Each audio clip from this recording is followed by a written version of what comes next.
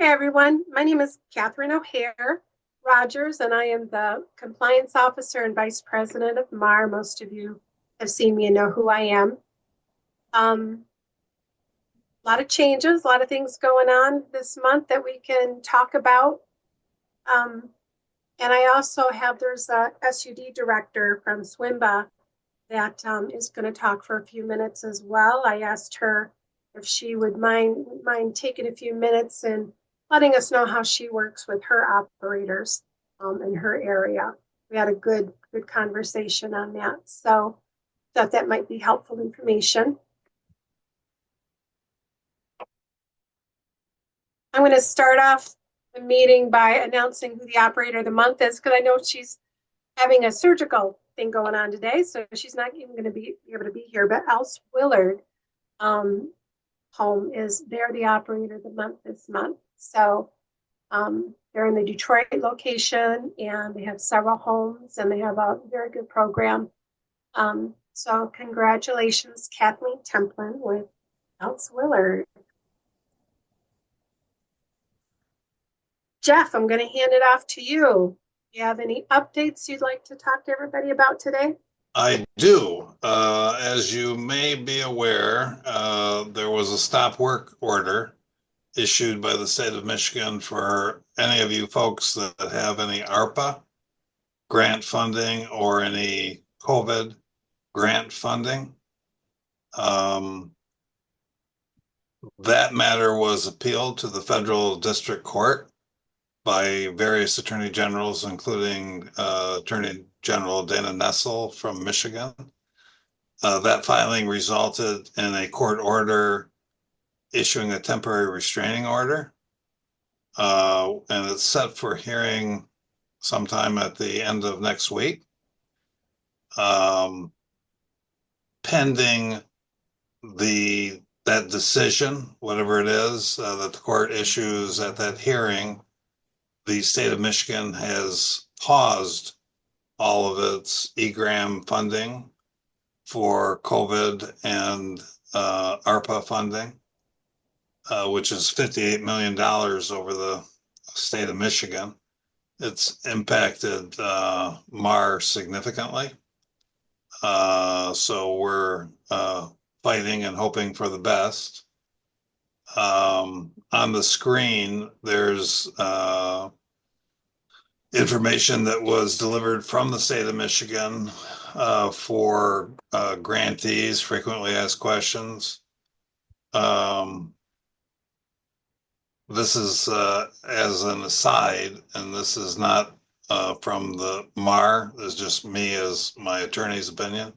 I do think that the court order is more likely than not to be granted because of the administration's failure to comply with something called the Administrative Procedures Act, which requires notice to the public and an opportunity for input from the public before you can make changes, which would delay things for probably 6 months or more. So the bottom line is it's up in the air, and we do not know. I'm going to switch screens and I'll send it to you. Hey, Wally, mute yourself. Yeah, because nobody knows what the answer is until the court issues its decision. So one of the things I wanted to ask the operators is how many of you operators have been affected by the pause in the grant funding, if any of you? Could you raise your hands or otherwise indicate that in the chat? We know there's other funding too. There's, PA2 funds, and there's the SOAR funding, and a lot of money still out there. But well, that goes towards, we as a industry, recovery residences are relatively new and they lack good long-term funding streams other than self-pay.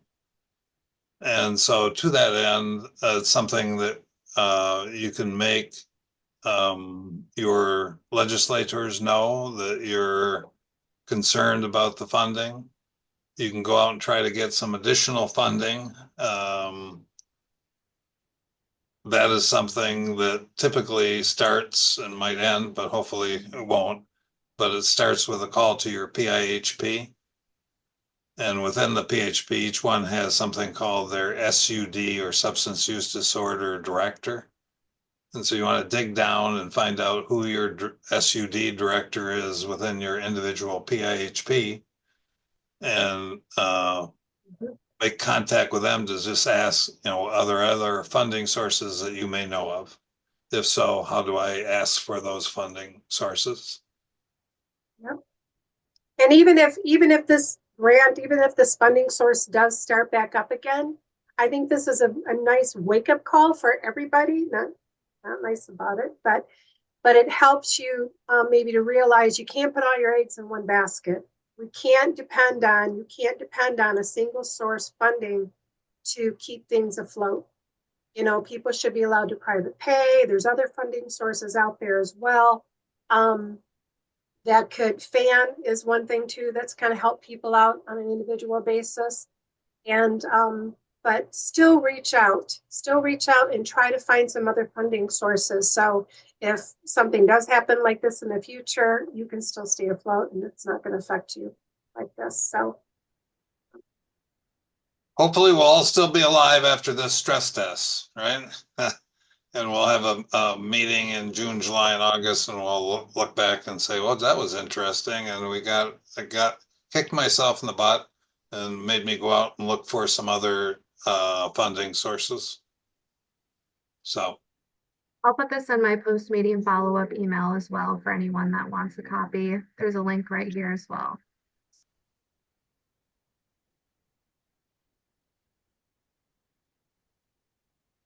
on that note, I'd like to go to SUD Director with SWMBA, Anastasia. If you would take a few minutes and let us know, what do you do to work with your recovery residence operators in your location? This would give maybe some of the other operators an idea. Maybe they could reach out to their own SUD director and their PHP to say maybe they could start something up for additional support. So yeah, hi everybody. My name is Anastasia Miliad, and I'm the substance use treatment specialist for SWMBA. I am not the director. The director for SWMBA is Joel Smith, and our operators have open communications with him. I did want to say a big thank you to you, Catherine, for allowing me to be at the meeting today, and shout out to all the operators throughout Michigan and of course Region 4 operators that are here today. So to follow up with the funding and the cutting of the funding, that is something that is affecting all of us in the state of Michigan and the entire country. And as PHP, we're aware of the challenges that are coming ahead. We are trying to come up with kind of creative solutions during these times to help our providers and our operators to continue to focus on providing support for the clients. We do not have any concrete guidelines to go with. There are other fundings that we can utilize and we will be creative. However, we're not 100% sure what other funds will be cut in the future. So I can say that we will try as PHPs to do the best we can with what we have. Now, in terms of our region, we have 12 recovery houses in the region. Overall, we have 86 beds, 37 are for females and 49 for males.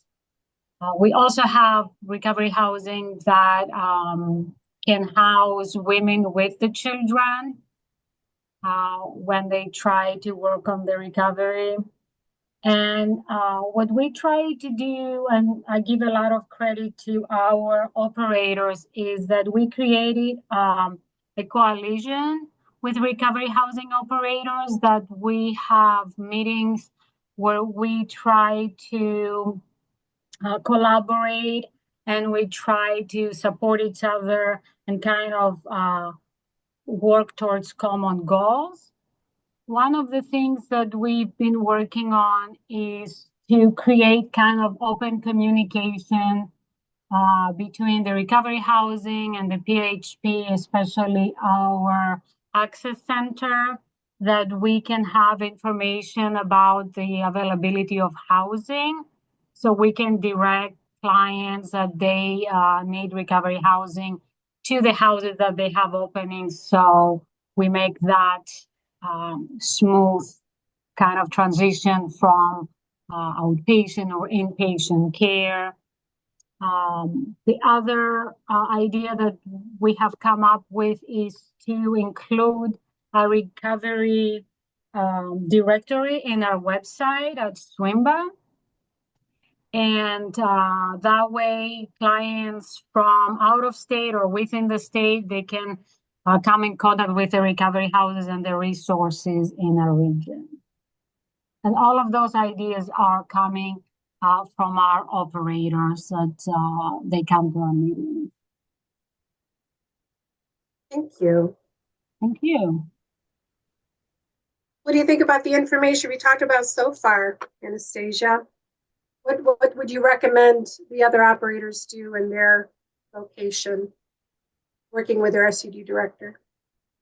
Yeah, I think that I'm in contact with our grants funding specialists to make sure what fundings we can work around. I think that your idea of looking at other resources to utilize other than the PHP, because as I said, we don't know what other funding will be eliminated.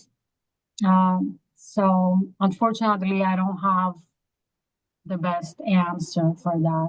But I hope that our operators know that they can contact us and they can communicate with concerns, and we try to work hard to provide those funding.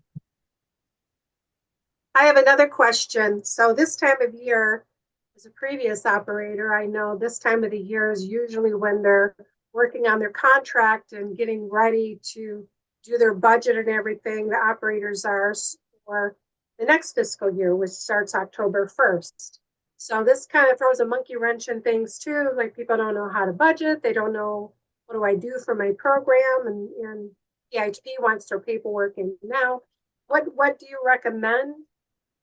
Anything that they do as they try to create their budget that's going to start October 1st. This is for the recovery residences. Yeah, as I said, the best idea is to try to find other resources. Fundraising might be one, but also that we will have to come together in our meetings and kind of brainstorm and kind of give the information to our operators and see what is out there. Does anybody have any questions for Anastasia? She's speaking from SWMBA. Raise your hand or speak up. I just want to say hey to Anastasia. We are a partner at Resober Living here in Kalamazoo of SWMBA, and we meet with Anastasia quarterly. So definitely has been a great partner of ours, and we're happy to be a part of SWMBA here in Kalamazoo. So just wanted to say hey. Thank you, Chris. I appreciate it. Well, I kind of have some bit of 2 cents that I could throw in here too. That kind of is on this topic is, many times as operators, some believe that we should only provide short-term living to people versus long-term living. And some, because some are concerned that we might hold people back if we keep them long-term. And then there's also others that believe that they want to go for only grant money that pays them a higher rate than what self-payers do. So they tend to move people out of their program quicker if they're self-payers in order to have that bed reopen to a contract again. And I can understand a short-term value that makes sense. But I know that Recovery Road, one of the things we did is we encourage our people to stay longer. And and even though that means that that bed's tied up with someone that might be paying less, but the whole point of that is it's really twofold. One is by Recovery Road encouraging people to be long-term self-payers, that creates a solid, stable income source of self-payers. Right. So we're less reliant on the contracts because we built up this strong base of 80% of our gross revenue is from self-payers. That makes us less dependent on the state. Plus, it also, it could take upwards of 2 years to totally reprogram the brain. So it's nice to have people in the program longer for their own sake. So that might be something that people want to reflect on is, does it really make sense to only go after grant dollars and not focus as much on the self-payers? I Thank got a you. quick question, Preston. Yes. And thank you for bringing it up. What is the incremental difference between the rate that is paid by the state versus what you charge for self-pay? Is it like 25 for one and 35 for the other, or what is the difference? 600 for a self-payer and about 850 for a contractor. Okay, so that's pretty significant. Yeah. Now I'm in Kent County, so I know that different regions have different rates. But for where my primary housing's at, yeah, it's 600 for self-payers versus roughly 850 for a government contract. That Okay. that can I that on the surface is a loaded question and a loaded statement because every PIHP pays a different fee. So it's not the same across the state. The other thing is when we talk long term, what are we talking? Are we talking 6 months, a year, 18 months, 2 years? We've seen some in there for 5, 6, 7 years. And that to me is too much because it's about helping them get back into the community. And I mean, so a lot of that's philosophy. So it's a good discussion, I think, to have. And the difference in the pay is just, it's different for every county because some only pay $12 a day, some pay 17, some pay 21, some pay 23. It's not equal across the board. So I think those are two important things. If we're going to reflect on it, we need to reflect on it on the whole thing and not just pieces of it. Well, some people too are under the impression that funding, maybe they get $800 a month in funding, depending on where they're at. And so it was assumed that maybe that's what they charge for private pay too. If they want to stay, they have to pay as much as what the funding source would pay. And that's typically, I don't know of a place that does that. Do any other operators do that? When you allow people to private pay, do you have them, you bill them and charge them for the same rate that the county would be paying you if they were paying for the beds? No, at Reach Sober Living, we actually go less. So we decrease. Our contract pay is higher. Self-pay is lower. That's the way it is typically everywhere, but I just wondered. Because I know that's as a previous operator, I know, I get it.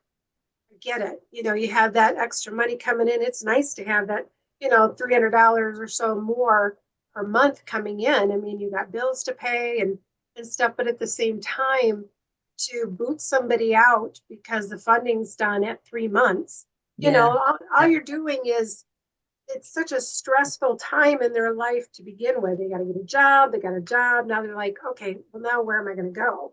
You know, so quite often that can just create a revolving door. That person's booted out at 90 days.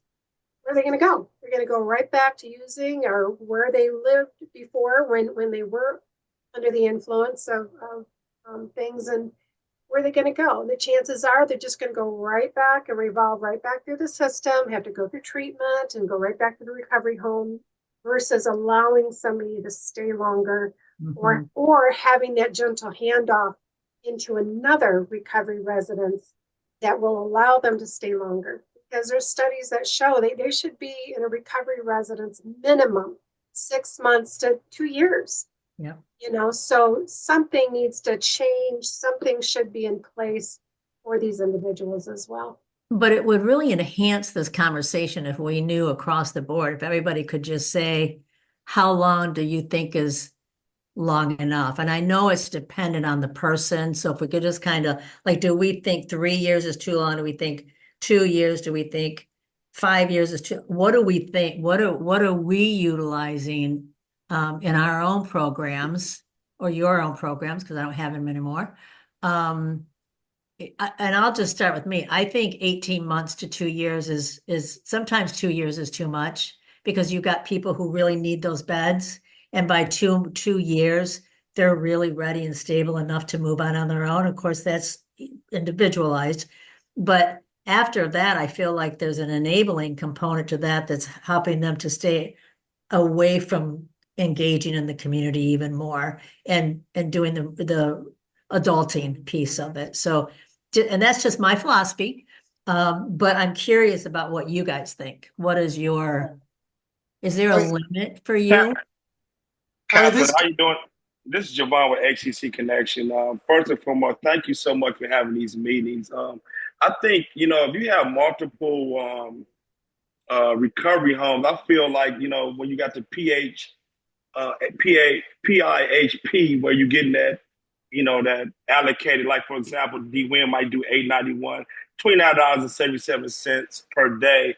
I think if you have multiple ones, you should have a house that goes for a year or two. So yes, you might have the $891 and it might go down to $650. But to your point, Catherine, you have people go through treatment, then they go through recovery for 4 months, and then, you know, when the government paying for it, it's good. And then where do they go? I think it should be also a component where we have a house where it is available for private funding.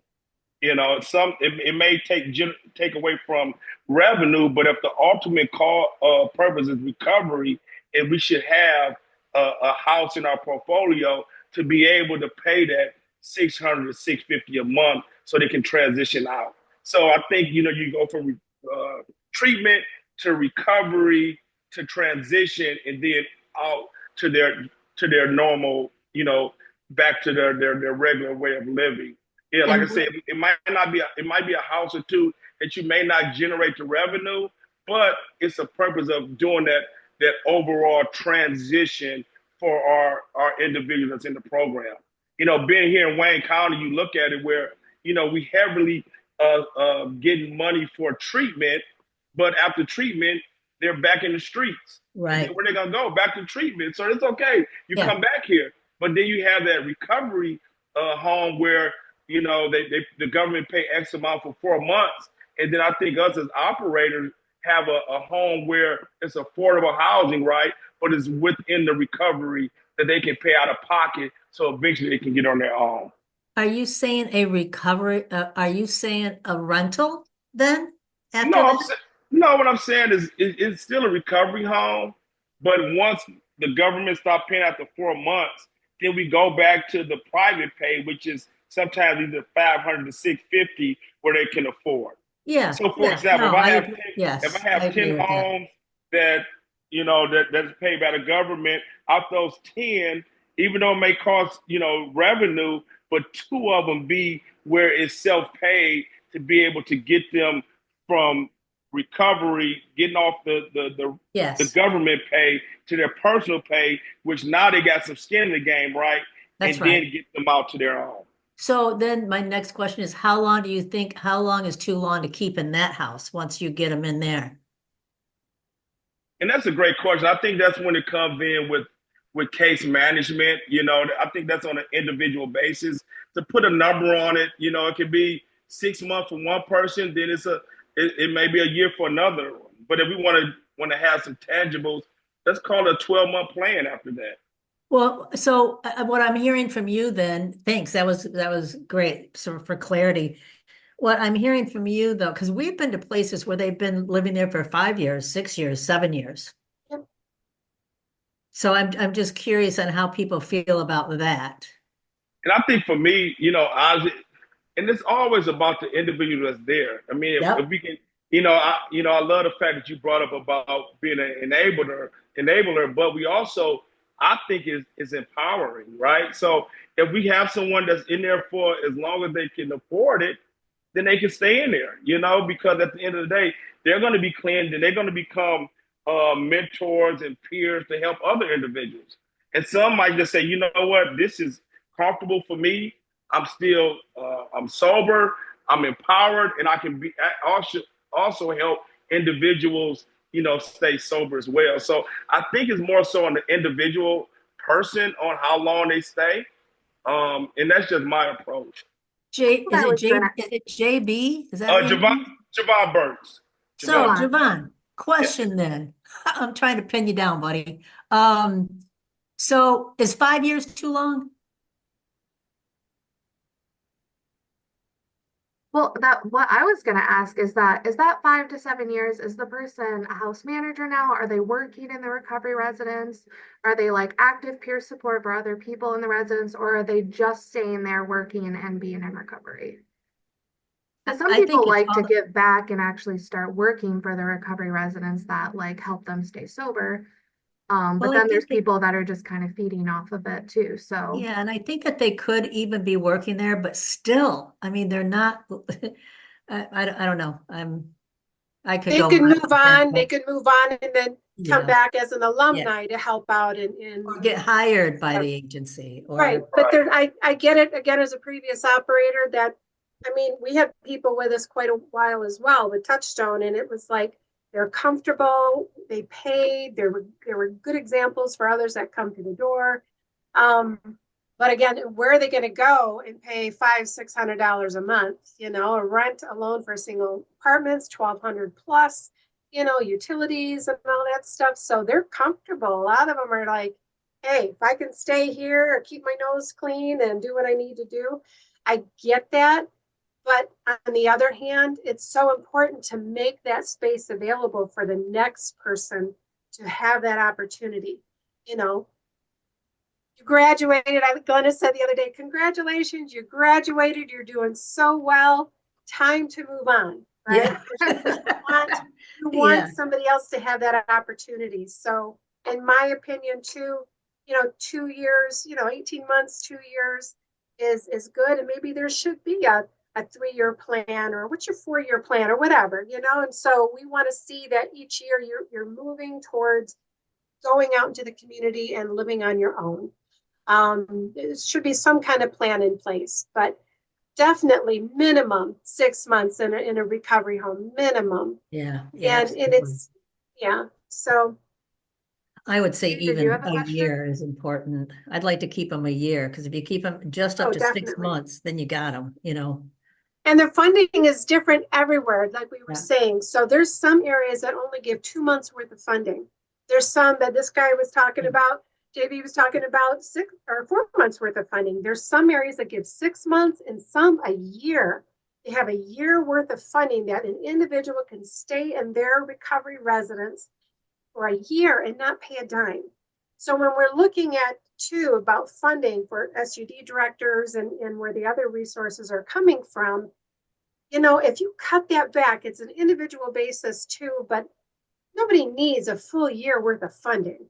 You know, I'm hearing from some operators that, oh, they're going out and they're buying shoes and they're buying Yep. jewelry, they're buying all this crap because they don't have responsibilities. They don't have to pay program fees.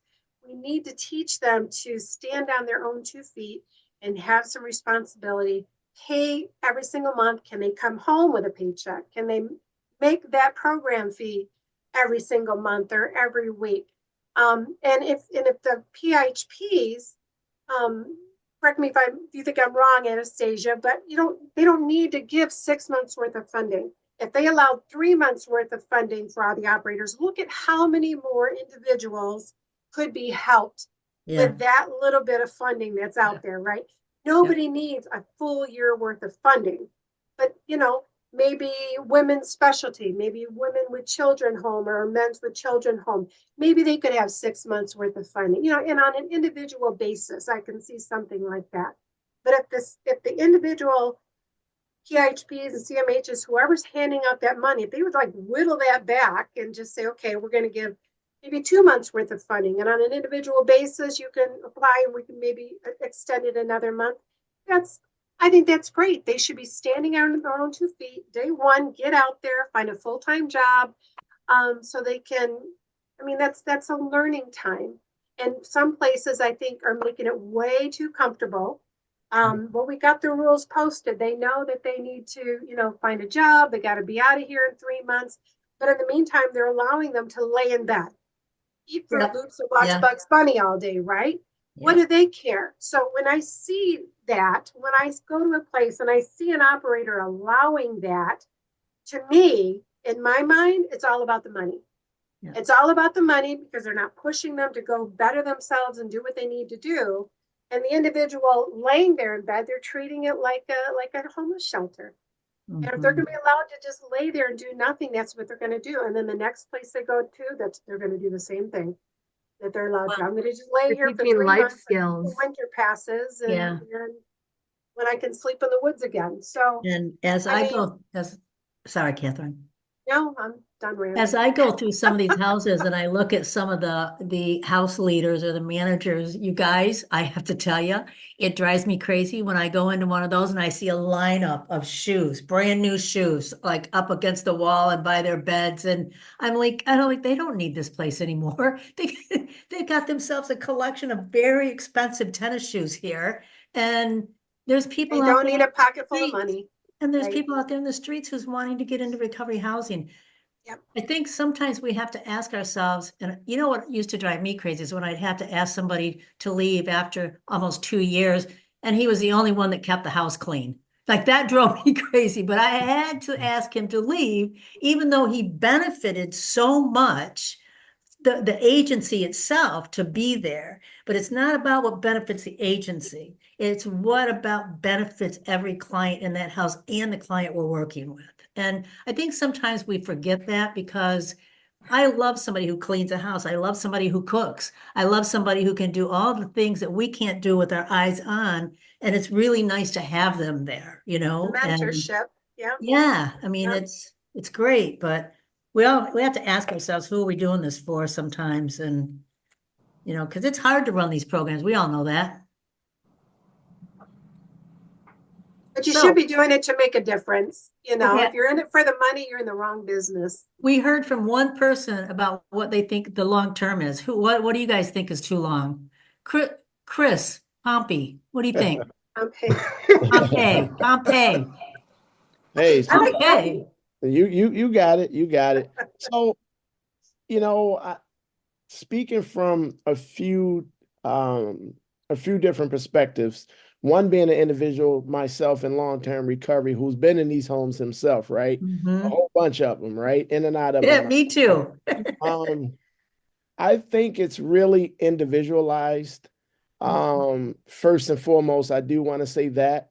I do believe that a year should be max in the homes. Do you?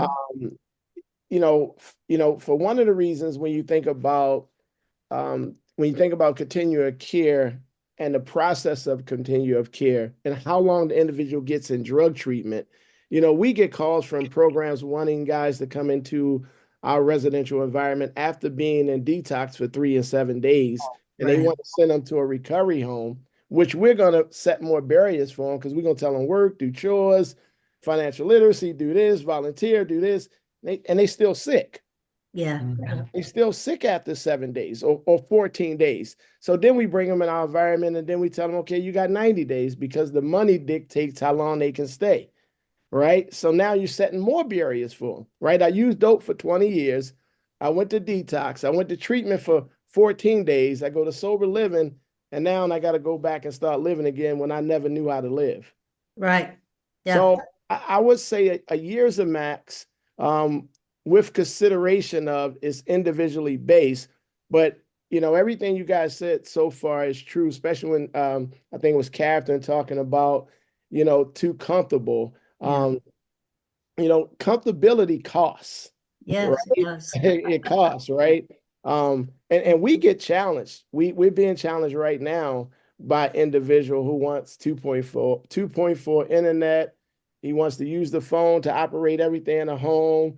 He wants to download all these services on the TV. And I'm like, when I think about the recovery homes I was in, there was no TVs. Yeah. The ceilings had holes in them, but we were recovering. We were recovering, right? The refrigerators were this big. You know what I'm saying? So I would say a year is the max, but also if we could provide step down. One of the things we're working on right now is we call it the villas at Engelman, where they can transition after a year into housing, right? It's residential housing with wraparound services, but they're renting apartments. Yes. Right. Yeah. So they're still in a recovery community, but they also have integrated back into society fully because it's not a sober home. It doesn't operate like a sober home. Right. So, and I know everybody can't put that pretty much in what they do, but one of our thoughts is, what if we can provide different levels of what we do outside of the sober homes? So I would say 1 year would be our max. Thank you. Yeah. Floyd, what do you think? I was thinking, as everyone was talking, I was thinking more of looking at it from a boot camp. I heard the gentleman talk about the 2 years it takes the brain to recalibrate, but that's with addition to where they come from. That time has to be added on to the time that's in the recovery home process. But if I looked at it like a boot camp sort of thing, you bring someone into a sober living residence and you teach them life and coping skills, but if you keep them in the housing program too long, they never get a chance to practice the skills where they need to be counted at. Yep. So if you don't teach them, you give someone all these skills and teach them how to manage recovery and how to go to meetings, and then you're always this security blanket for them. Yeah. You can have somewhere for them to come back to, but we should be more of a reference point as opposed to a place to fall back on and lay back in. Like you said, complacency is very dangerous in recovery. It's very dangerous. And then the other thing is, you can only teach a person but so much for so long. And it becomes repetitious, then it becomes boring, then becomes replacing again, and the next thing you know, somebody's in relapse mode and don't even recognize it. Yep. So I think that a year intensively, I would think a year would be the maximum. Let's say the year would be the maximum requirement, but then we could also have some other things that might arise because everybody don't recover at the same rate at the same time. So in certain circumstances, we could customize somebody's process of exiting, but at the same time, I would still say the requirement would be a year. Okay. Thank you. I'm going to say something real quick here. I think Floyd, in the last two guys that talked, I agree with both of you guys. I think that's very important. But I think that one thing we can't forget is we're trying to teach people recovery and how to stay sober in the world. Okay, that's what we need to be doing. And I mean, I heard a long time ago it took 18 months to 2 years for the effects of drugs and alcohol to leave our brains, and I get all that. But in the meantime, we need to be taught. I mean, how many people people you talk to, and I guess, you have to ask the questions. I mean, in terms of time, it takes what it takes. And I don't know what you can put a time on it because everybody's different. But you got to ask the people questions. I mean, okay, so you get these jobs presented to you. I mean, why, I bet people tell me, what, no. I mean, I'm too good for that. That's not a good enough job for me. I don't care. Go do it. Uh, just that kind of stuff. And it's constant communication. Is these are recovery coaches talking to people and find out where they're really at and what their needs really are, and how realistic they're being, or how honest they're being, or just all that kind of stuff. And I don't know. I mean, Yep, I agree. We had people come, well, I always made $20 an hour. I'm not going to accept anything under 20.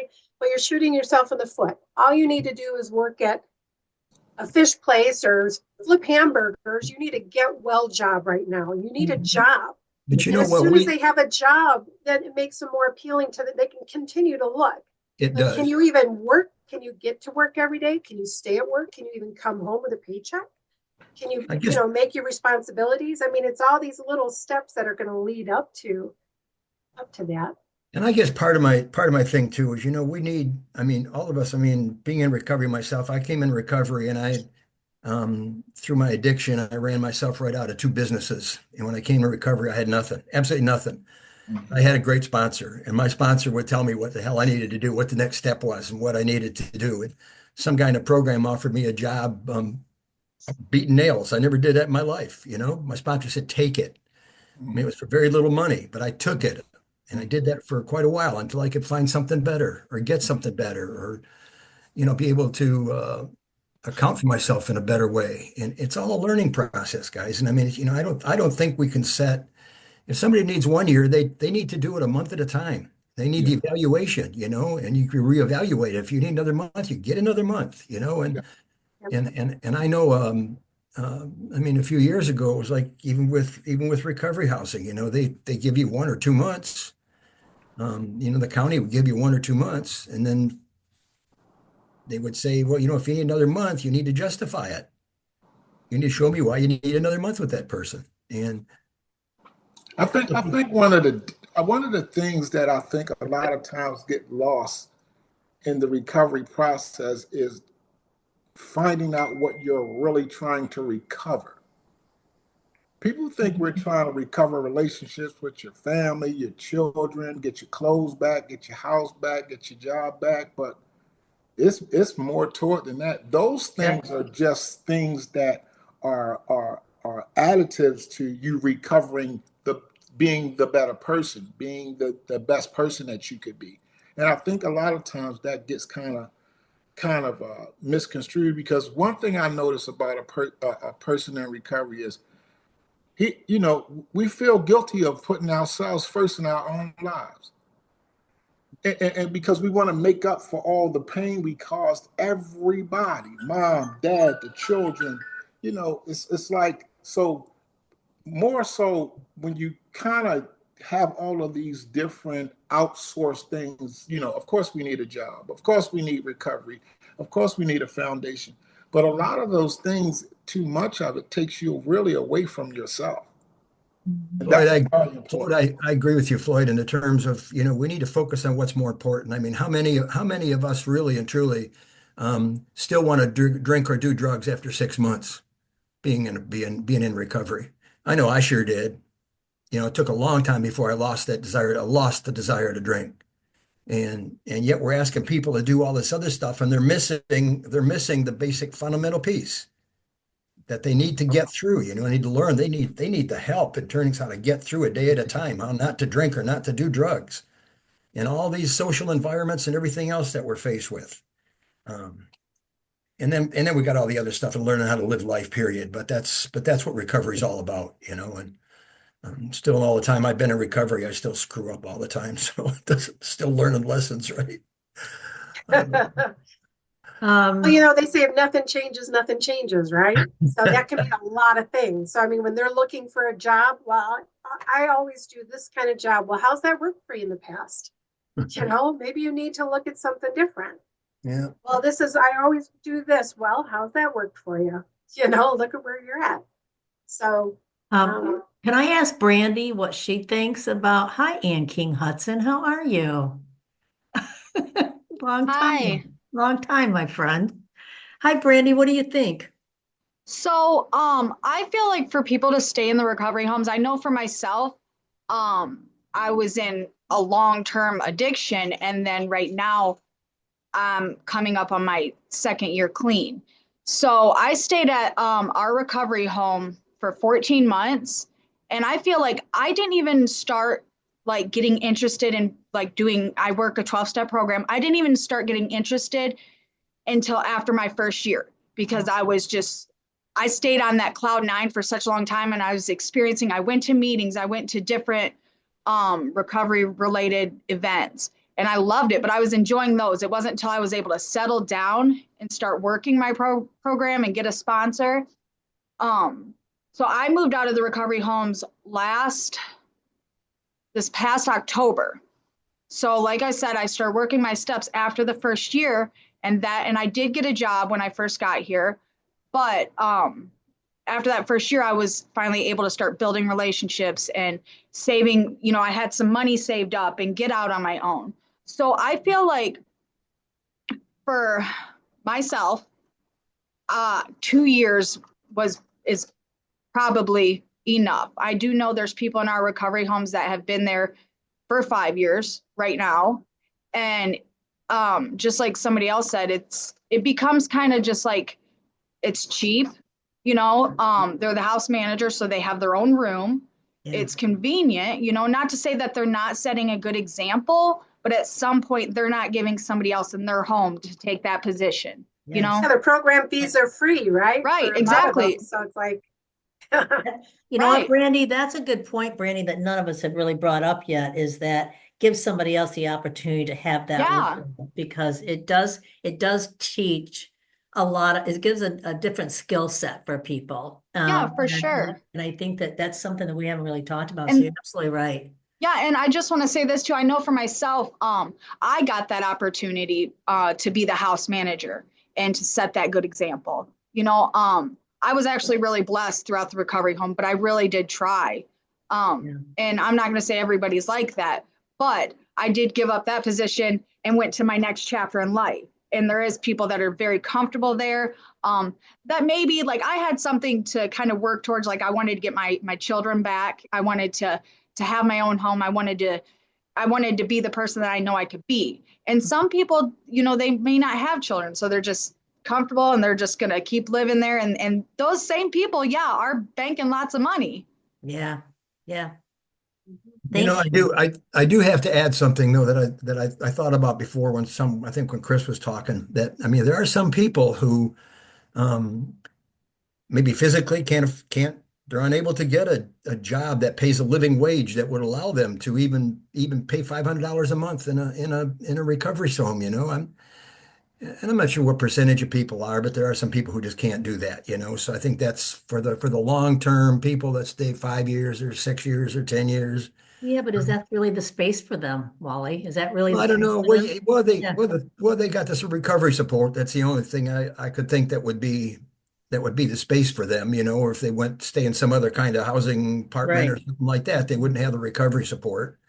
So that's the only benefit that I would advocate Yeah. for. That's all. But and sometimes when you talk to the guys, like they say, I'm afraid.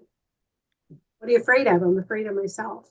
Because I don't know what I'll do if I can't wake up in the morning and have that cup of coffee with people that are living in the same home with me. I don't know what I would do if I had to have that cup of coffee by myself, so they're afraid to make that Yeah, next move. but what are they missing that I don't know. It's a long call. Ann King Hudson, you've been around a long time. I'm gonna throw you under the bus there, lady. Hi, What hi, Glennis. do you think? Well, I've just been doing it about 4 years, and I agree with the 1 year Yeah. because I think at some point, because we're so aggressive in asking them to do some things and get their lives together, that sometimes some of the women come in and all they want to do is do nothing. Mm-hmm. And so, I mean, that, they have to be progressing, but after a year, Yeah. and we see the same thing. They Yeah. start making, money, and you try to tell them to put it away because we're looking for other places in the community. and they spend it at that darn dollar store next to us for stuff that, you know, they don't need. But so, Yeah. but I do agree they need time to heal, but they Right. have to come in with a commitment to it, not just for a safe place to stay. Yeah. Yeah, that's a good point too. Some of it use it for housing in general, as shelter instead of the recovery piece. So, I mean, and the reason I ask you is I know you've worked with substance use disorder for many years, therapy and otherwise. Yeah. And so, As you, yeah. And so you really are aware of the population and who we are as people, you know what I mean? And I think that it really helps. I really like when people in recovery work in this, but I also know that people in recovery think that their way of learning how to stay clean is the only way to learn how to be clean and in recovery.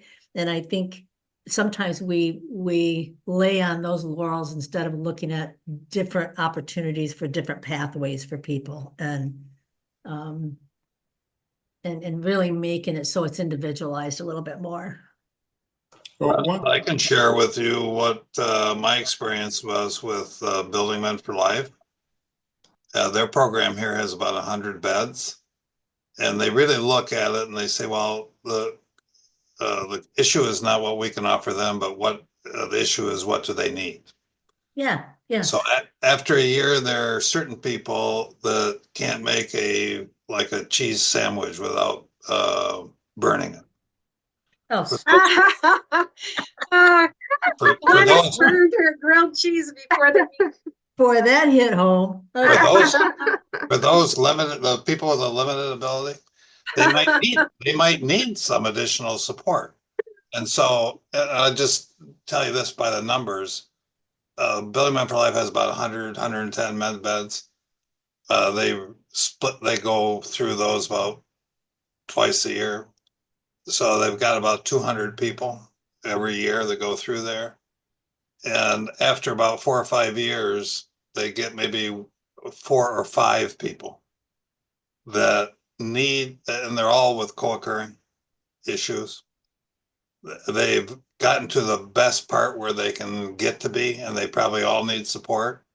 Yeah. And so what they've done is they said, well, they're not going to be a recovery residence, but there was some assistance given to say, okay, we're going to put 3 people in one house and 4 people in another house.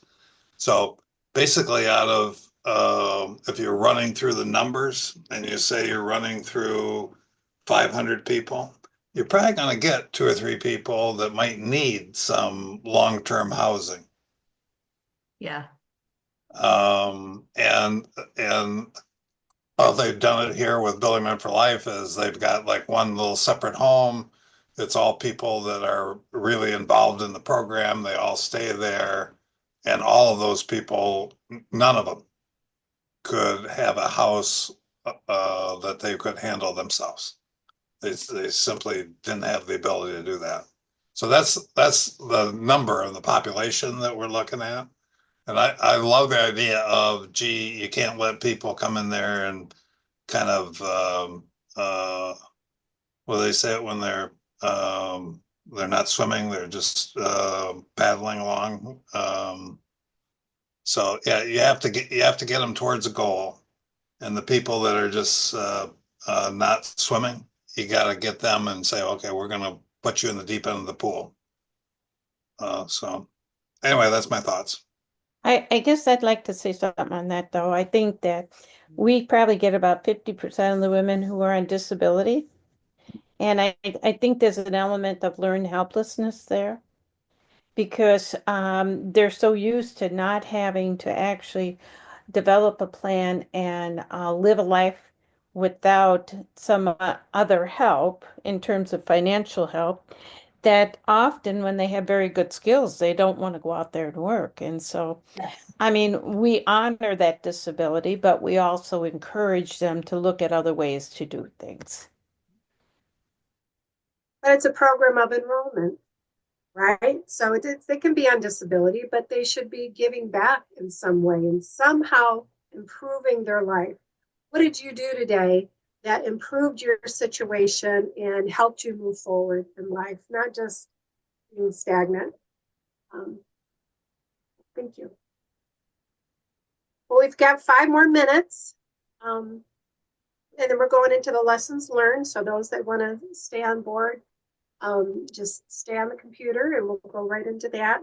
Is there anything else anybody has a question about or anything you want to talk about? I heard someone mention about people who are in recovery who are also professionals, which was kind of speaks to me. And a lot of times we thought that our one way of recovery. I'm a 12-stepper. I'm proud to be a 12-stepper, but I don't rule out.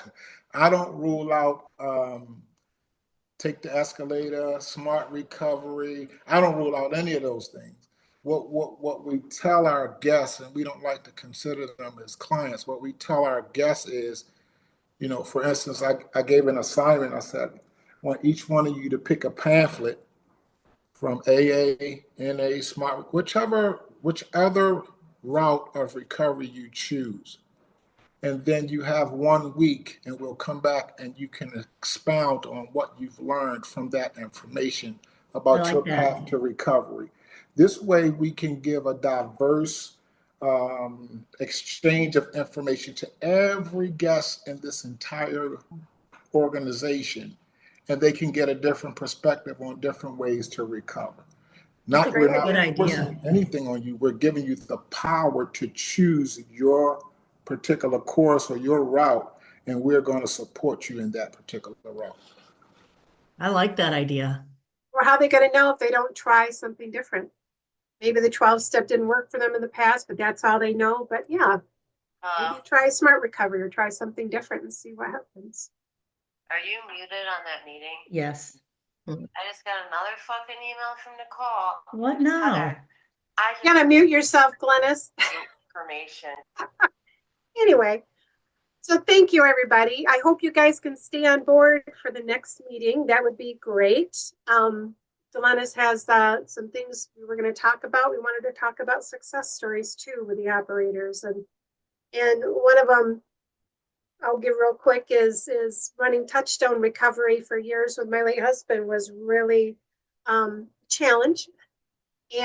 But I still, well, a couple times from a couple different guys, I'll get Christmas cards or something during the year, like in family photos. So he's married now and he's got a couple kids, you know, thank you. You changed my life. You know what? That's success. That's why you do it, you know, because you want people to move on and have better lives and lead the lives that they're meant to lead. So thank you. Thank you for great input today at the operator meeting. And we will be in touch and let you know what we know when we hear something from the state regarding funding.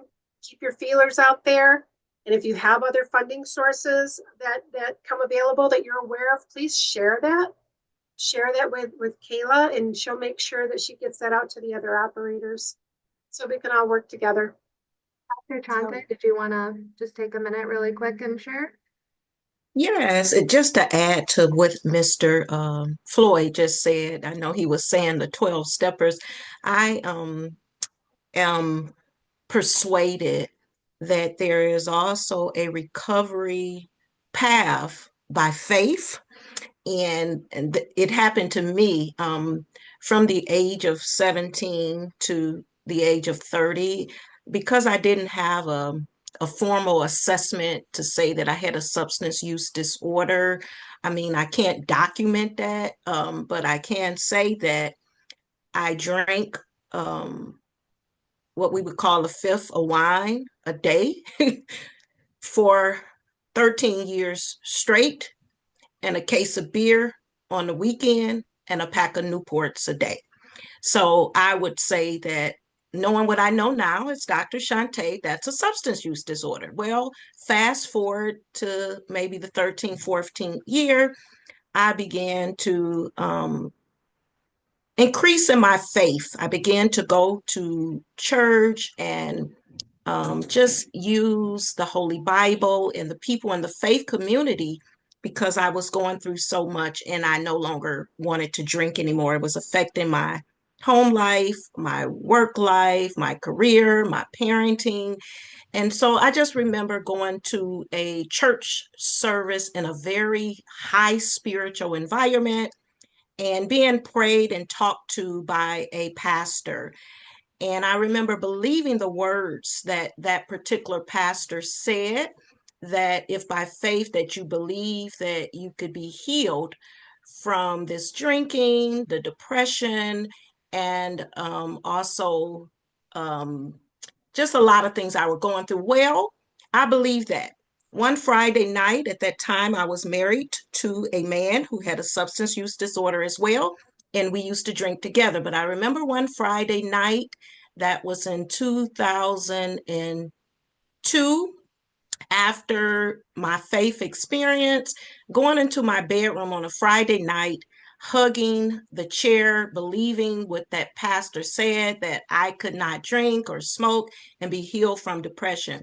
I cried the whole weekend, hugging my chair. I guess we would call this cold turkey, holding my chair and just calling on the name of Jesus, calling a lady that prayed with me that was at that church service. And I made it to Saturday. I had been used to doing that for about 13 years, drinking every weekend. I made it to Saturday. I stayed in my bedroom crying and praying, God, please take this away from me. Made it to Sunday morning. I could hear in my spirit, I now know it to be the voice of God, that if you make it through Sunday, through this weekend, you would never have another drink and a cigarette. Well, that was April 19th, 2002. Today is April 9th. And I guess I'm beginning to think about it. I have never touched a drink, a cigarette. I will say this, my addiction changed to coffee. I drink coffee every day, all day, a little bit at a time. I don't smoke cigarettes, I don't drink beer, and I received that healing by faith. I also learned that what I was really dealing with was called major depressive disorder and PTSD from all the trauma I had experienced. But I just like to say, some people recovery can come by faith. I am a living witness. I don't drink or smoke at all and have not touched. One time I went through Kroger and saw all this wine, and I call it the devil, tried to trick me, say, just get you a bottle of wine, girl, you okay. And I was like, no way. I do not do any of it. Faith is also a way to recovery. So I just like to share that. I absolutely believe Congratulations. that. Thank My you. partner recovered the same Thank way, you. and so did my mom. No 12-step, none of that. That was just for me. But my mom's been sober for 42 years, so I know that faith works as well. So By thank you faith, for your yes. testimony, though. I appreciate it. Thank you. But I did have to engage my faith. Remember, I hugged Yep. that chair all weekend. That was the hardest thing. I wanted me a beer and some cigarettes. Thank you for sharing. Thanks, everybody. Yeah. That's an AA meeting at that point. We're going to go on to the lessons learned. So please stay on if you'd like to be